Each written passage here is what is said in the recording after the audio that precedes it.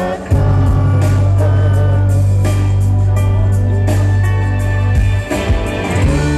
Abbiamo perso le mani e siamo troppo lontani per ritrovare un contatto senza quelle mani.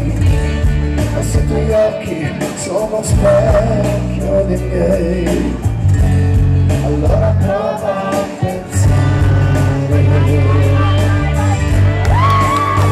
Sai che un giorno io rincontrerò